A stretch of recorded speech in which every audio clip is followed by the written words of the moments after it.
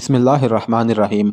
एक जासूस ये इत्तला दे चुका था कि सलीबियों की स्कीम अब ये है कि सुल्तान सलाहुद्दीन अयूबी करक का मुहासरा करेगा तो सलीबियों की एक फ़ौज जो एक सलीबी हुक्मरान रिमांड के ज़ेर कमान है अकब से हमला करेगी।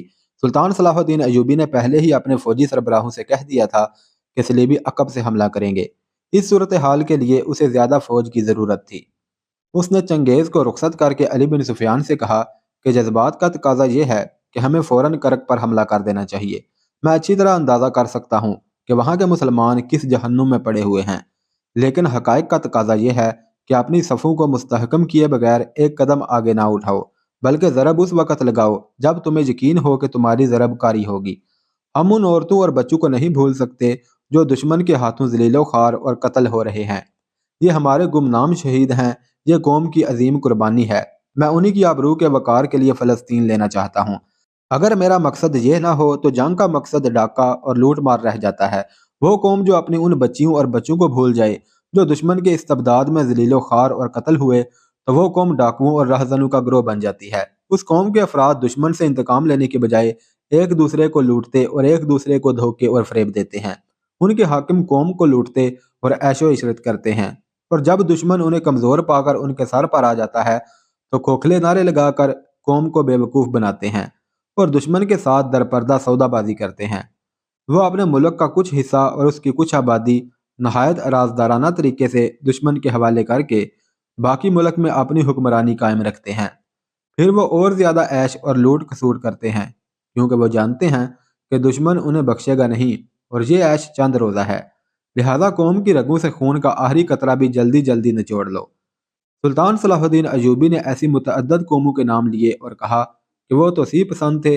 उनके सामने इसके सिवा कोई मकसद न था कि सारी दुनिया पर बादशाही करें और दुनिया भर की दौलत समेट कर अपने कदमों में ढेर लगा लें। उन्होंने दूसरी कौमों की इसमत दरी की और उनकी अपनी बेटियां और बहनें दूसरों के हाथों बेआबरू हुईं। उन कौमों के हुक्मरान पराई ज़मीन पर हलाक हुए और उनका नामो निशान किसने मिटाया?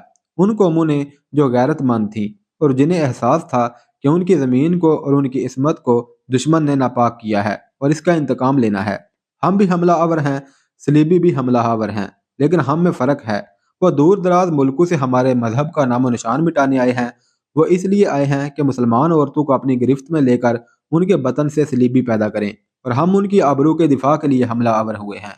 अगर हम कुफर के तूफान को ना रोकें तो हम बेगैरत हैं और हम मुसलमान नहीं।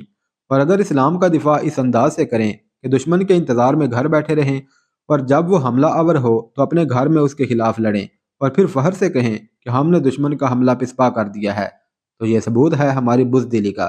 दिफा का तरीका ये होता है कि दुश्मन तुम्हें मारने के लिए न्याम से तलवार निकालने लगे तो तुम्हारी तलवार उसकी गर्दन काट चुकी हो। वो कल हमले के लिए आने वाला हो तो तुम आज उस पर हमला कर दो।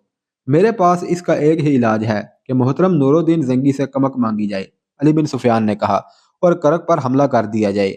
यह भी नुकसानदा होगा, सुल्तान सलाहुद्दीन अयूबी ने कहा। जंगी के पास इतनी फौज मौजूद रहनी चाहिए कि सलीबी अगर हमारे अकब पर हमला करें तो जंगी उनके अकब पर हमला कर सके। मैं मदद मांगने का कायल नहीं, इसकी बजाय मैं ये भी कर सकता हूँ कि करक में छापा मार दस्ते भेजकर सलीबियों का जीना हराम किए रखूँ।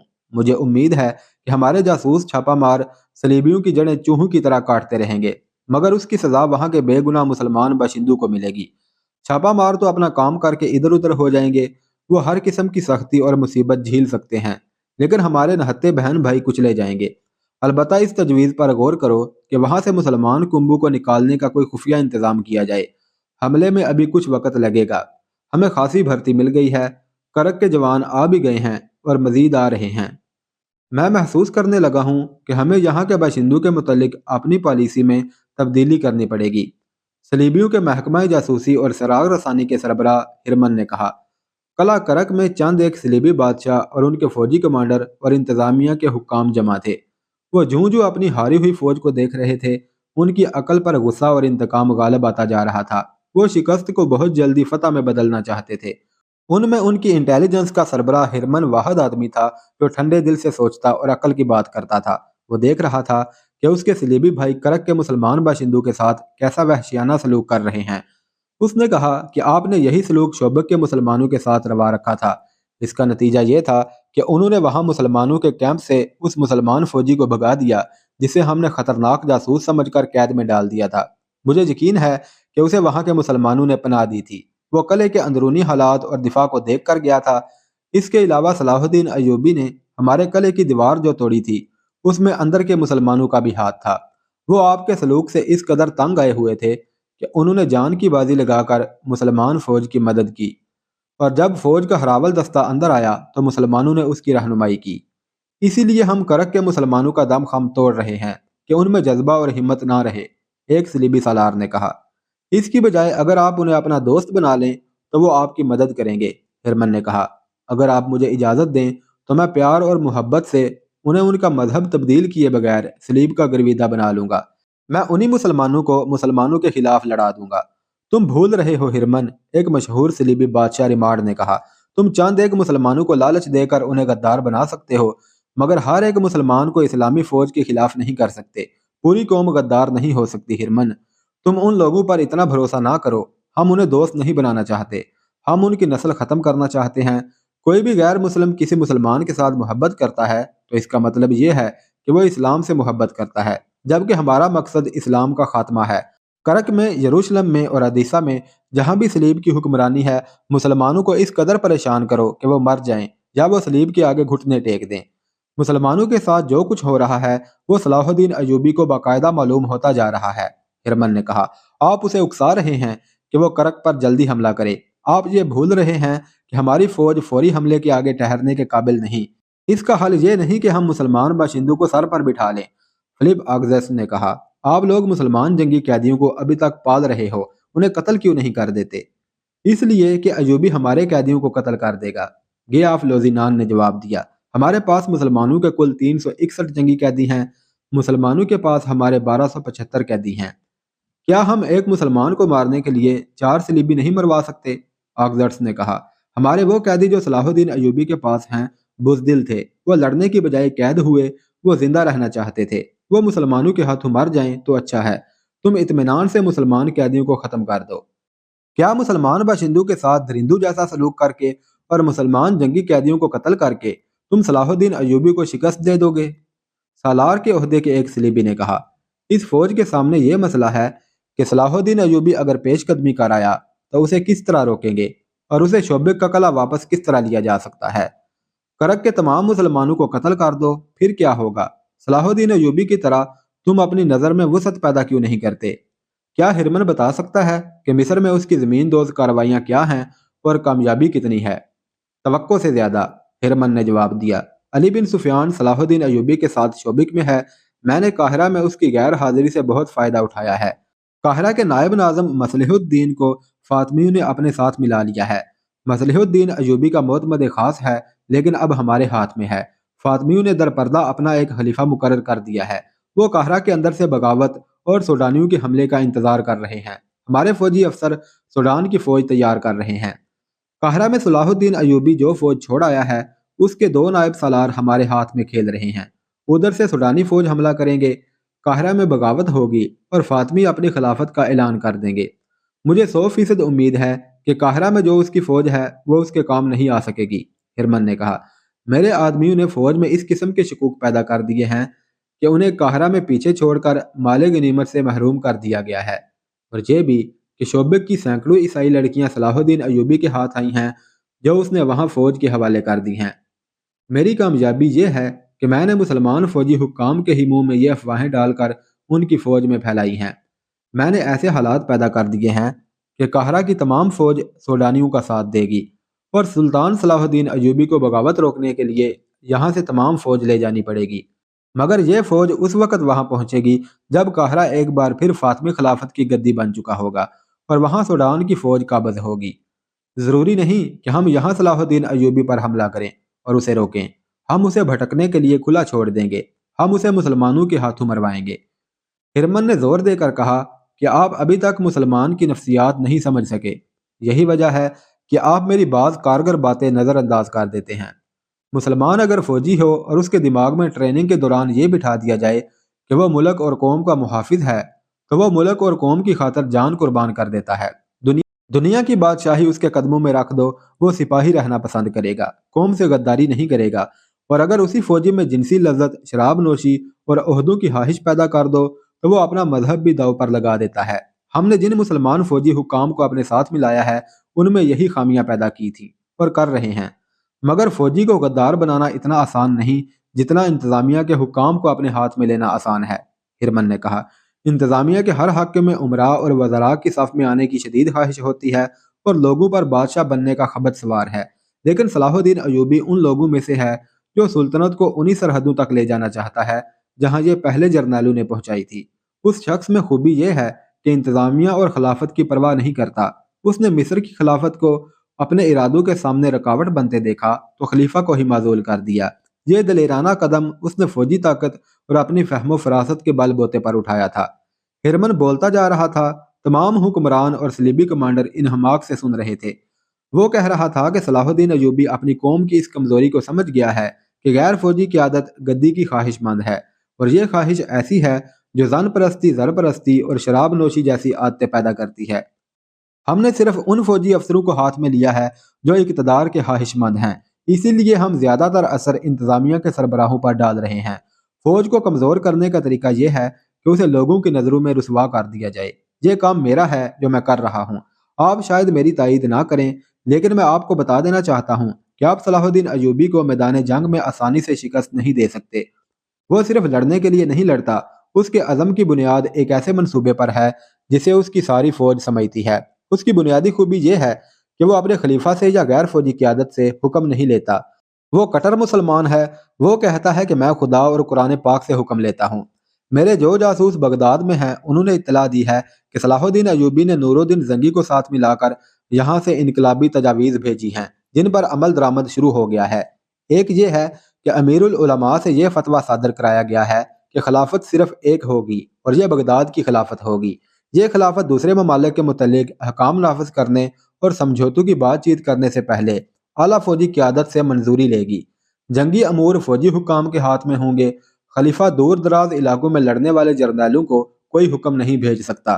تیسرا یہ کہ خلیفہ کا نام خطبے میں نہیں لیا جائے گا، اور خلافت کا اثر و رسوخ ختم کرنے کے لیے صلاح الدین ایوبی نے حکم جاری کرا دیا ہے کہ خلیفہ یا اس کے نائب یا کوئی کلادار وغیرہ جب دورے وغیرہ کے لیے باہر نکلیں گے تو لوگوں کو راستے میں کھڑے ہونے، نعرے لگانے اور سلام کرنے کی اجازت نہیں ہوگی۔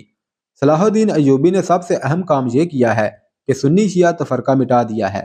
ہرمن نے کہا، اس نے شیعوں کو فوج اور انتظامیہ میں پوری نمائندگی دے دی ہے اور نہایت پراثر طریقوں سے شیعہ علماء کو قائل کر لیا ہے کہ وہ ایسی رسمیں ترک کر دیں جو اسلام کے منافی ہیں۔